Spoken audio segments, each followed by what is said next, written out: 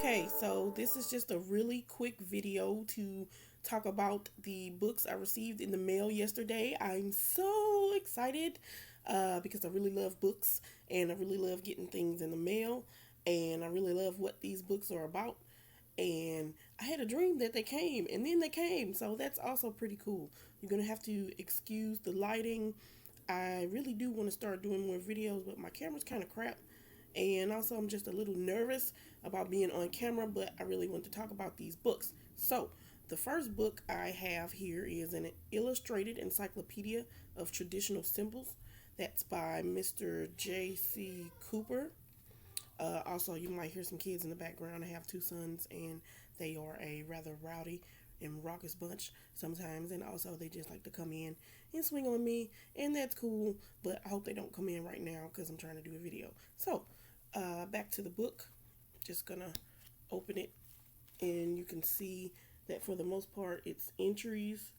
But then there are also illustrations like this one we see here.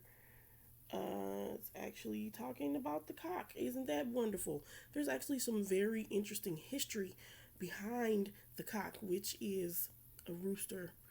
But in the other book that I'm going to mention, you'll get more information. And you can see, just going to open it. And then there's a cool, let's see, what is this? We have the acknowledgments, the bibliography, which is pages upon pages of other books that he referenced, so that's cool. And let's see, there's even a glossary that I didn't know about. Let's see what that's about. It's probably not that long. Okay, it's defining words like alter ego, anima mundi, paradigm. It's very short, as you can see. It goes from this page to a little on top of this page. The second book I got, which is related to that book, is The Women's Dictionary of Symbols and Sacred Objects. This is by Barbara G. Walker. And you can see that it's much, much thicker. Let's see. I really like this one. I don't know why I'm trying to open it like that. Okay, now you can see from the content section, I'm sorry about that. From the content section is broken out into different types of motifs. So you have round motifs, for example, long motifs, multi-pointed motifs, and then let's see, it goes into like symbols of nature, symbols of animals, symbols of zodiac, so on and so forth. And then once you get into the book proper, for example, let's see. Oh no, I'm just gonna thumb to something. Looking at the animals, this is, yeah. Looks like, let's see, we have an entry for a cow, and that may be how you see it traditionally, or a crocodile, for example, and then it goes on to give words and entries of various sorts, and like here you'll see where she got that information. Those sources will be numbered throughout the text. This one definitely has more pictures, I would say, than the other book. At least every entry seems to have a picture associated, which is really helpful for a book that's about symbology. She also has a bibliography, as you can see, and she also includes a very, very healthy sized index. It goes from here to here, so that's a lot of pages worth of index. And again, that's The Woman's Dictionary of Symbols and Sacred Objects by Barbara G. Walker. And the last book I got is a tiny one compared to the other two. Actually, pretty thick. It's Astrology for Beginners by William W. Hewitt.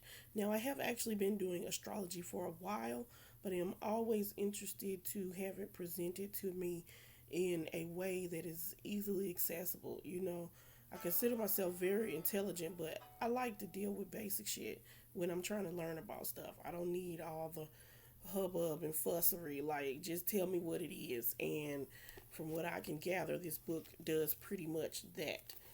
Um, let's see if I can get into the table of contents. So we have it broken down by the basics, erecting a natal chart, interpreting a natal chart, and that's pretty much the whole of the book. He also offers reference materials, and there's a list of illustrations to go along with the chapters. And it's pretty much getting into astrology from the natal chart aspect. This is not a book about predictive astrology or any other type of astrology. This is a book about natal astrology, which will tell you about yourself. If you do charts for others, it will help you tell them about themselves. It will tell you about your family members or your friends or your business partners if you can get their natal information. There's also a way that if you don't know the birth time, you can still do it, but I'd have to charge you for that because it's very time consuming, but it is accurate. I have seen it work. Okay. And I got these books from a website called www.discoverbooks.com. They actually give you a 10% or a 20% coupon. I'm not sure. I think that's for my first purchase. So in total, I paid $9 and about 99 cents for all three books. They were about $3, $3.50 a piece for each book. So that's less than $10 for three books that I will probably use forever. That is a freaking deal. Okay, thank you for looking at my book haul. This is Magick in Progress, aka The Power, aka Cayenne Rebelled. Hit me up on Tumblr, find me on Facebook, and just have fun doing your thing. All right, bye.